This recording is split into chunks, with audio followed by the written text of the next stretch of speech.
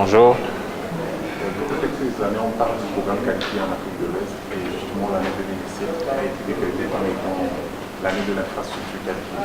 Est-ce que vous pouvez nous dire un peu le processus qui a amené l'Afrique de l'Ouest à implémenter cette infrastructure qualifiée? Merci. Permettez-moi déjà de me présenter. Je suis Marcel Baguidi, le directeur général du système ouest-africain d'accréditation. Comme vous l'avez dit, l'infrastructure de la qualité prend de plus en plus d'ampleur dans notre région. Et l'année dernière, c'était l'année de la qualité, décrétée par l'Union africaine. Et pour revenir de manière plus spécifique dans notre région, le fait que nous ayons des consommateurs qui sont de plus en plus exigeants, mais également le fait que les autorités ont le souci de s'assurer que notre public, nos consommateurs doivent avoir des produits sains et sûrs. Tout ce contexte fait que la question de l'infrastructure de la qualité se développe, notamment le volet accréditation qui a pris beaucoup de temps pour se lancer.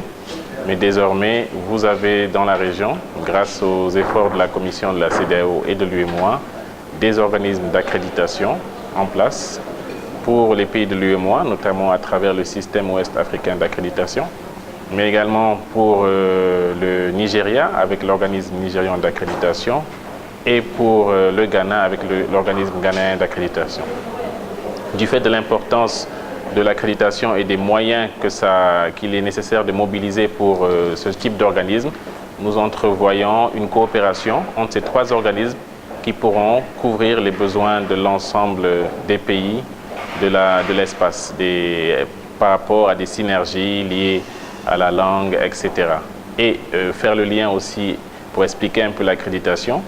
L'accréditation, ça va être un peu le volet la structure supérieure de l'infrastructure qualité faîtière qui, dans le rôle, est de s'assurer que les organismes d'évaluation de la conformité, c'est-à-dire les laboratoires, les structures d'inspection, mais aussi les organismes de certification, sont capables de vérifier, d'évaluer l'ensemble du dispositif industriel des entreprises qui interviennent sur le marché pour s'assurer que les produits et les services que nous consommons sont de bonne qualité. Alors, est-ce que tous les pays ont déjà adhéré à cette infrastructure qualité, s'ils ont pris des mesures comme suivant la directive de l'Union africaine? Alors, au-delà, comme vous savez, on parle de l'Union africaine, mais dans notre région, il y a une déclinaison au niveau de la CEDEAO et de l'UEMOA. Alors, l'infrastructure qualité, vous avez plusieurs branches, vous avez les aspects de normalisation. Je viens de parler de la question de l'accréditation, vous avez la question de l'évaluation de la conformité, vous avez la question de la métrologie. Ça fait beaucoup de domaines à la fois.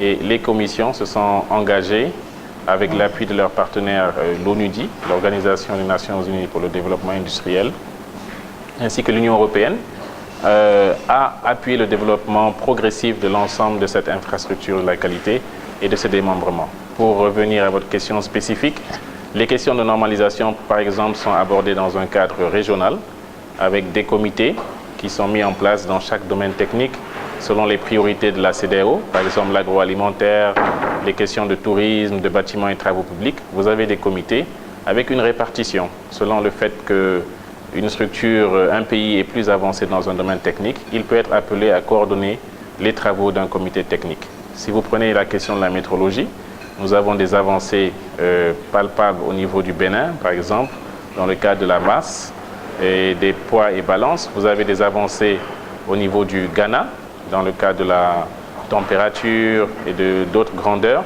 Alors, c'est toujours une volonté de synergie. Ce que vous n'avez pas dans un pays, la CEDEAO encourage des coopérations bilatérales, multilatérales, qui permettent, in fine, de couvrir l'ensemble des besoins dans ces différents domaines de l'infrastructure de la qualité.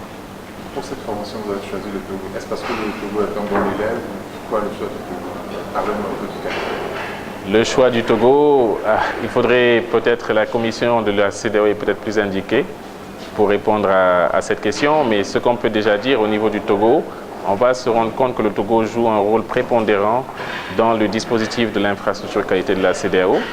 Je citerai par exemple le comité en charge de toutes les questions d'évaluation de la conformité, qui est présidé par un Togolais. On note également qu'au niveau du Conseil communautaire de la qualité, qui est un peu la structure fêtière de la CEDEAO, ce conseil est dirigé par le pays dont le chef d'État préside la conférence de chefs d'État. Actuellement, c'est le Togo. Donc, ce comité est actuellement dirigé par votre ministre en charge de l'industrie et du tourisme. Voilà, pour ne citer que cela, on voit que donc, dans cette aventure de la qualité, le Togo a su jouer sa partition et c'est peut-être l'un des critères de choix que la commission de la CEDEAO a eu à prendre pour retenir le Togo pour ce premier atelier de renforcement des capacités des associations de consommateurs. Merci. Je vous remercie.